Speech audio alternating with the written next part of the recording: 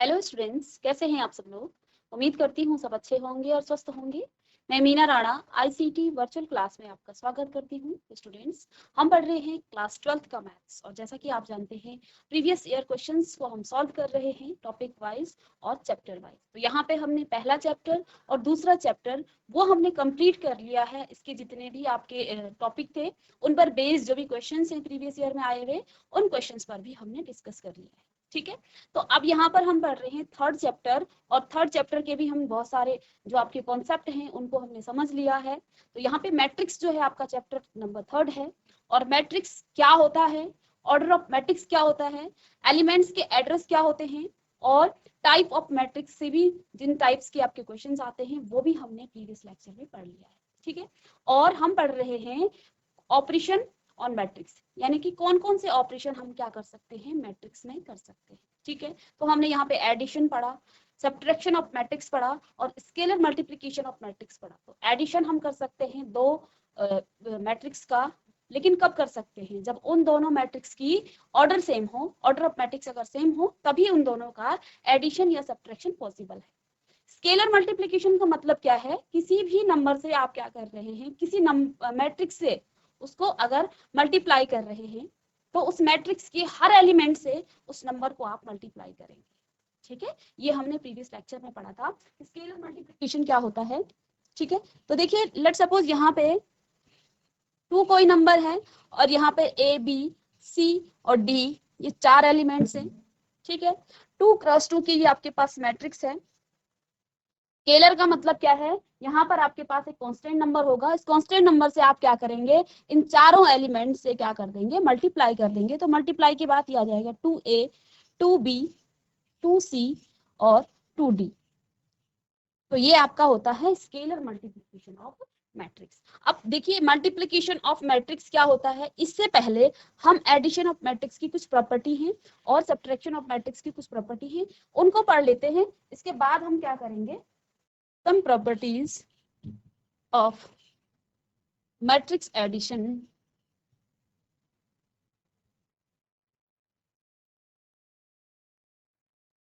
and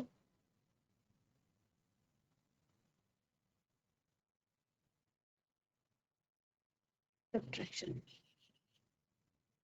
यानी कुछ property हम बताएंगे जो आपके मैट्रिक्स, हमने क्या कहा, आप दो मैट्रिक्स को कब ऐड कर सकते हैं और इस पर बेशक के क्वेश्चन भी आते हैं बोर्ड एग्जाम में।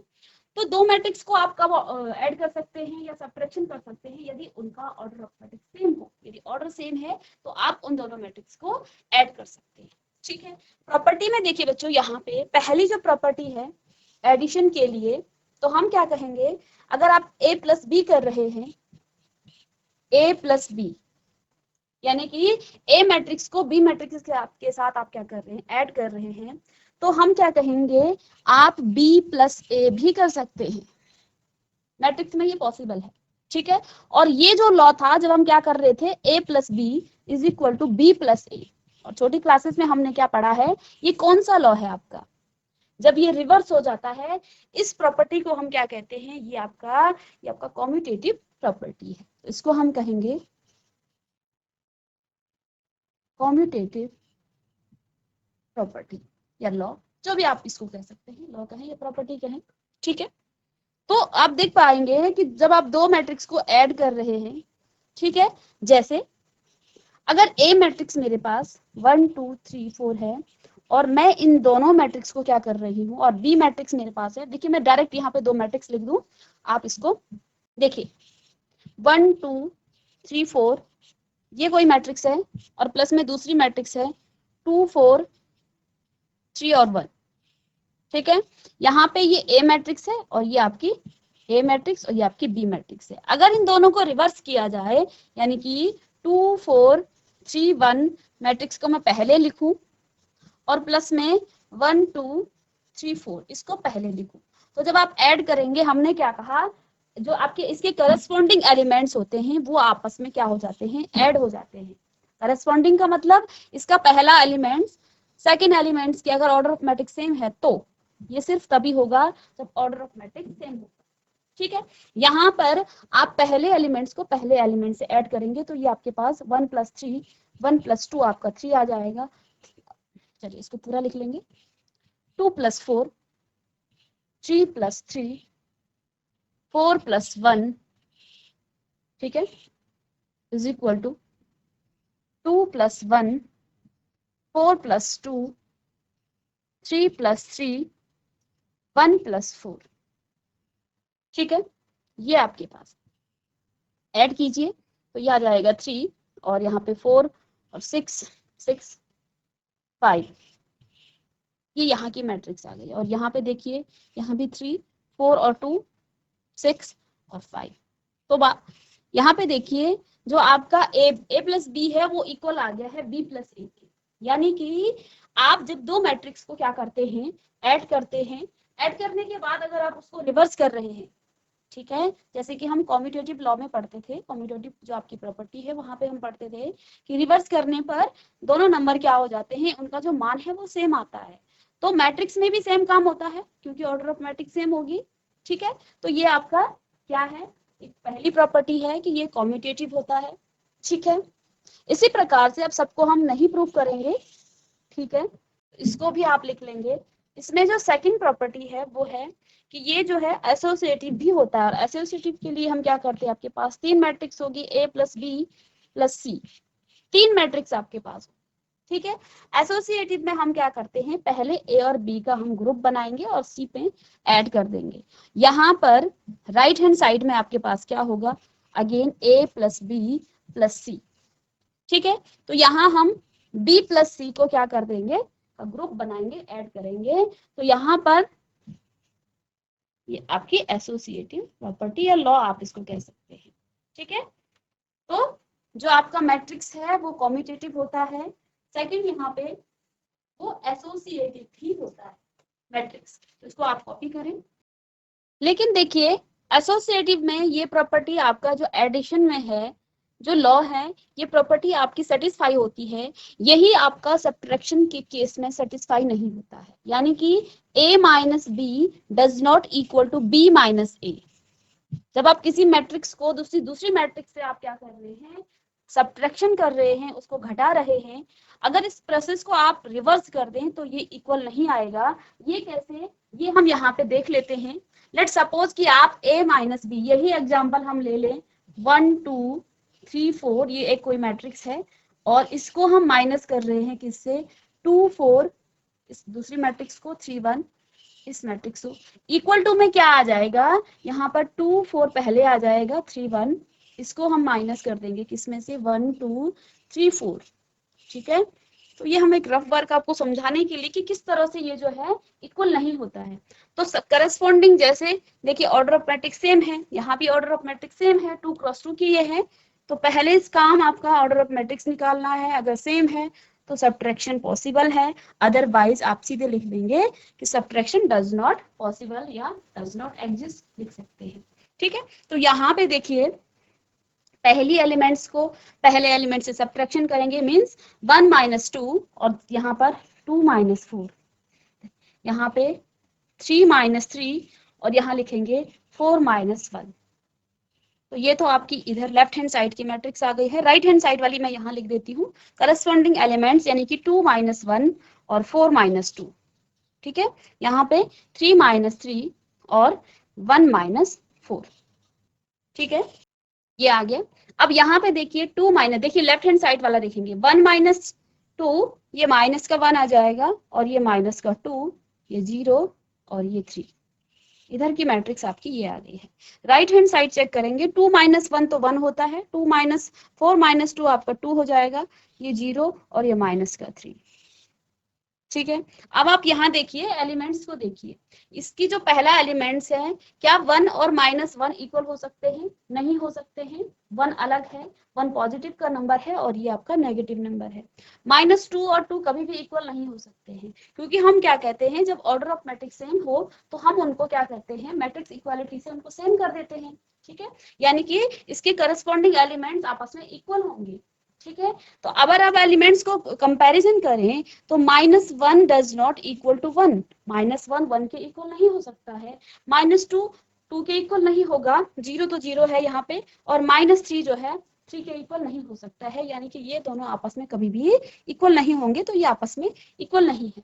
तो हमने यहाँ पे इसको प्रूफ कर दिया है कि जो इसका जो कॉम्यूटेटिव है वो सब्ट्रैक्शन के लिए क्या, सब्ट्रैक्शन में ये एग्जिस्ट नहीं करता है, कॉम्यूट डज नॉट एग्जिस्ट, इसको आप लिख सकते हैं। ठीक है, खैर ये तो आपको बोर्ड एग्जाम में इस तरह के जब आते हैं तो आप डायरेक्ट इससे लिख सकते हैं। इसी प्रकार से जो ये तो पहला है, इसी प्रकार से इसका जो सेकंड है, सेकंड कॉम्यूटेटिव हो गया, इसके बाद एसोसिएटिव।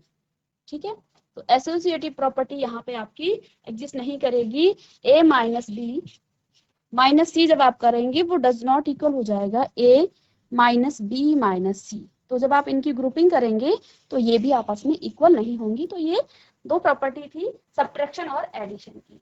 ठीक है, अब चलेंगे हम मैट्रिक्स में जो सबसे इंपॉर्टेंट है और काफी बच्चों को ये टफ भी लगता है, और वो क्या है, matrix multiplication of matrix.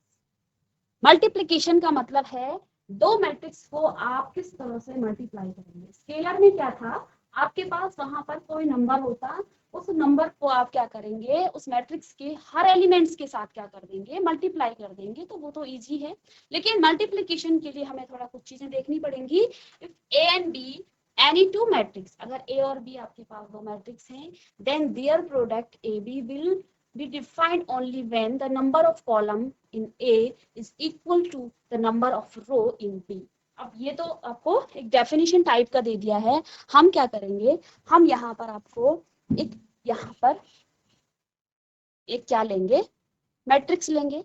Let suppose ए कोई मैट्रिक्स है और इस मैट्रिक्स का जो ऑर्डर है वो है m इंटू n। ठीक है, क्या कहा, हमने एक मैट्रिक्स लिया और इसकी जो ऑर्डर है वो m इंटू n है। इस मैट्रिक्स को हमने एक अनादर किसी दूसरे मैट्रिक्स b से मल्टीप्लाई करना है और इसका जो ऑर्डर है वो हो जाएगा p इंटू q। ठीक है, इसको बहुत अच्छे से समझेंगे। ठीक है, अगर ऐसा है तो हम क्या कह रहे हैं कि तभी वो पॉसिबल, डिफाइन ओनली व्हेन, सिर्फ तभी वो डिफाइंड होगा when the number of column, यदि number of column in A, number of column कौन सा होता है, ऑर्डर ऑफ मैट्रिक्स ये है, ये नंबर ऑफ रो होता है पहला वाला, इनटू नंबर ऑफ कॉलम। यानी कि यहाँ पर क्या कहा गया है कि number of column in A and number of row in B.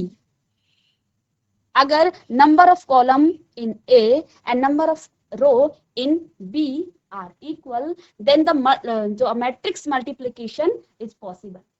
बहुत ही ध्यान से इसको समझेंगे कि अगर ए मैट्रिक्स में नंबर ऑफ कॉलम इक्वल है बी मैट्रिक्स के नंबर ऑफ रो, देन हम क्या कहेंगे, अगर आपके पास n is equal to P यहाँ पर दिया हो तभी आपका मैट्रिक्स जो है मल्टीप्लिकेशन पॉसिबल होगा।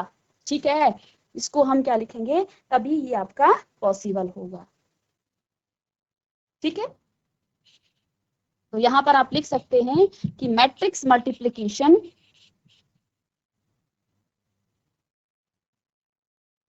Are possible.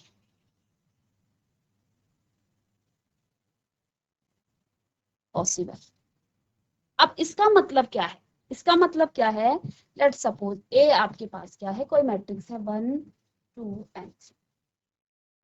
ठीक है, और बी मैट्रिक्स आपके पास क्या है और इसका ऑर्डर क्या है 1 क्रॉस 3। ठीक है, 1 क्रॉस 3 आप इसका मैट्रिक्स है, 1 रो एंड 3 कॉलम इसमें। ठीक है, बी मैट्रिक्स आपके पास कोई है 2 4 3 और 6 इस तरह से है। ठीक है, और इसका ऑर्डर क्या है 2 क्रॉस 2, दो ही रो है और दो ही इसमें कॉलम है। ठीक है, तो मल्टीप्लिकेशन करने से पहले सबसे पहले तो हमें ये देखना है, ये चेक करना है कि जो आपके पास मैट्रिक्स दे रखी है उन मैट्रिक्स का मल्टीप्लिकेशन पॉसिबल है भी या नहीं भी है। करने का प्रोसेस तो बाद में है।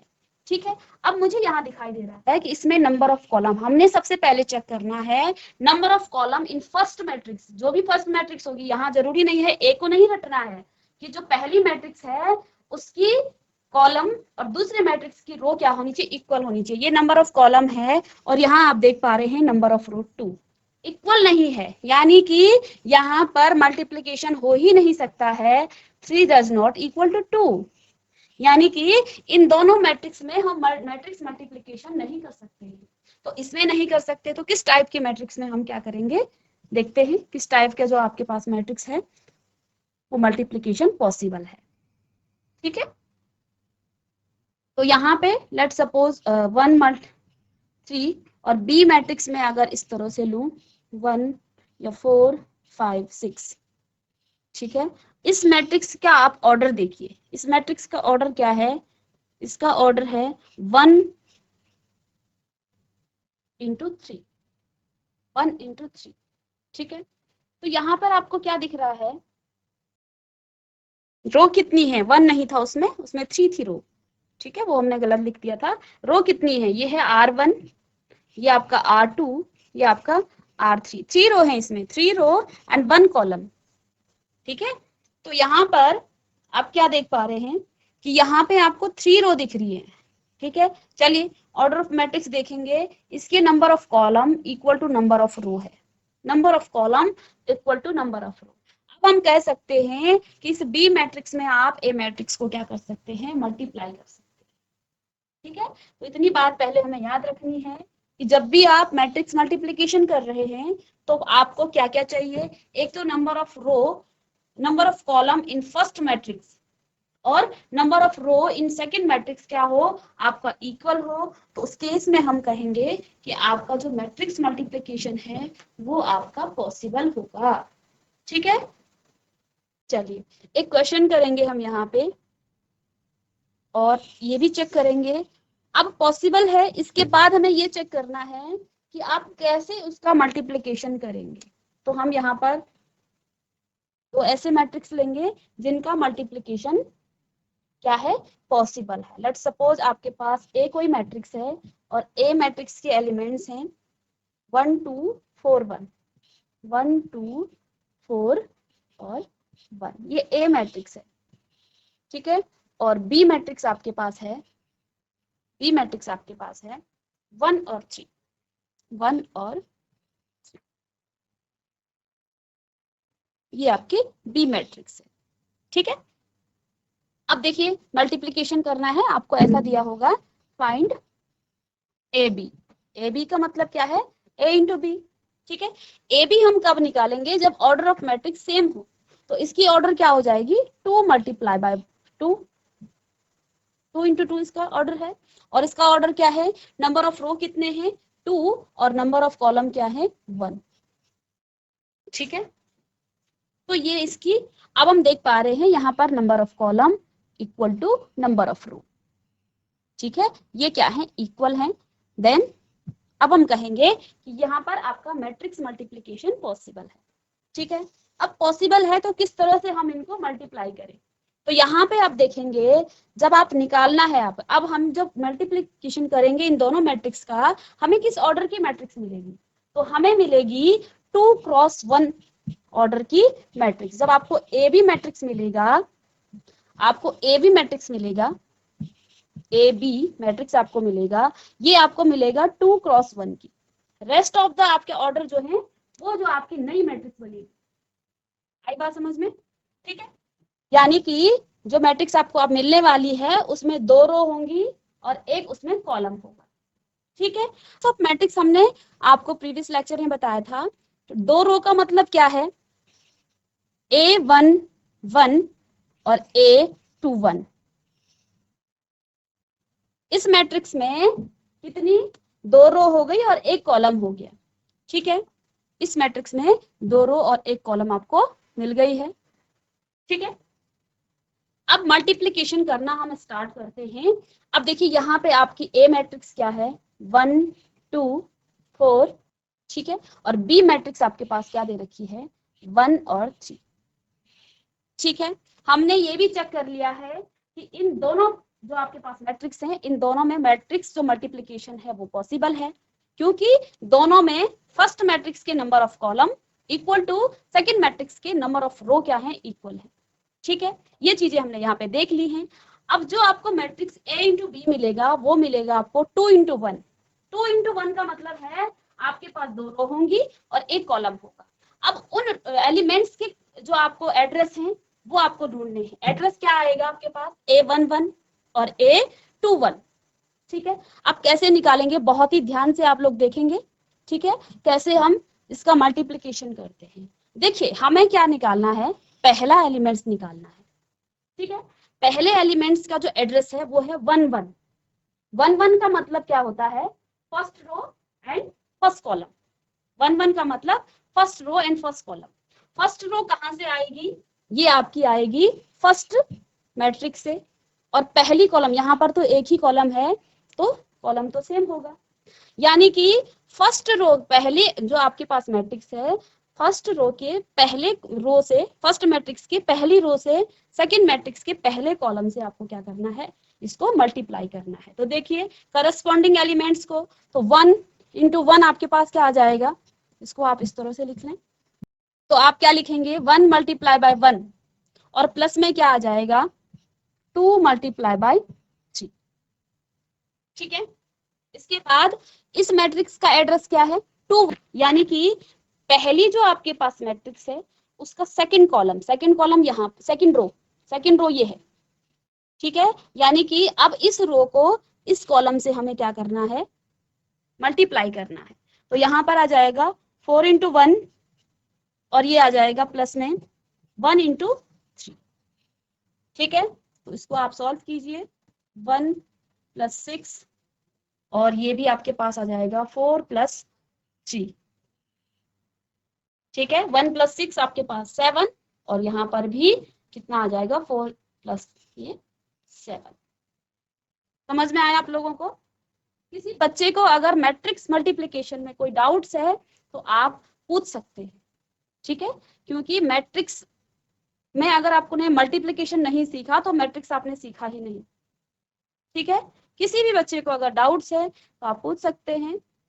ठीक है, क्योंकि ये एक इम्पॉर्टेंट आपका यहाँ पर कॉन्सेप्ट है, मल्टीप्लिकेशन नहीं आएगा तो आगे आपको दिक्कत आएगी।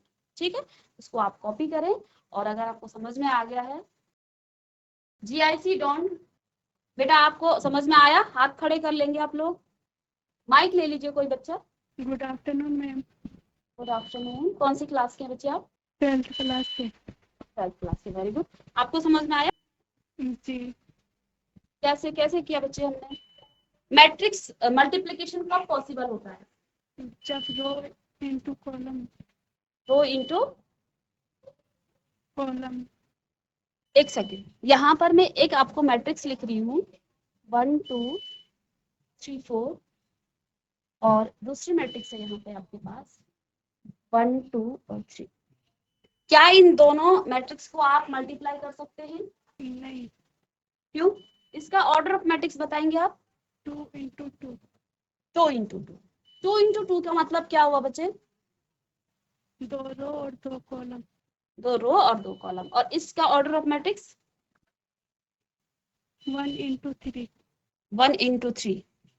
ये जो इसमें मैट्रिक्स दे रखे हैं A और B, इसमें मैट्रिक्स मल्टीप्लिकेशन आपका पॉसिबल नहीं है कि यहाँ पर नंबर ऑफ कॉलम और number of row second matrix not equal to. ठीक है, किसी भी मैट्रिक्स के मल्टीप्लिकेशन के लिए फर्स्ट मैट्रिक्स की जो नंबर ऑफ कॉलम है वो इक्वल होनी चाहिए सेकंड मैट्रिक्स के नंबर ऑफ रो। ठीक है, तभी वो मैट्रिक्स आपका मल्टीप्लिकेशन पॉसिबल होगा। तो यहाँ पर आपका मल्टीप्लिकेशन पॉसिबल ही नहीं है, क्योंकि यहाँ पे दोनों के जो नंबर ऑफ कॉलम और नंबर ऑफ रो जो हैं इक्वल नहीं है। इसके बाद देखिए यहाँ पे इस टाइप के क्वेश्चन, तो हम यहाँ पर आपको 2 मैट्रिक्स दे रखी हैं A और B।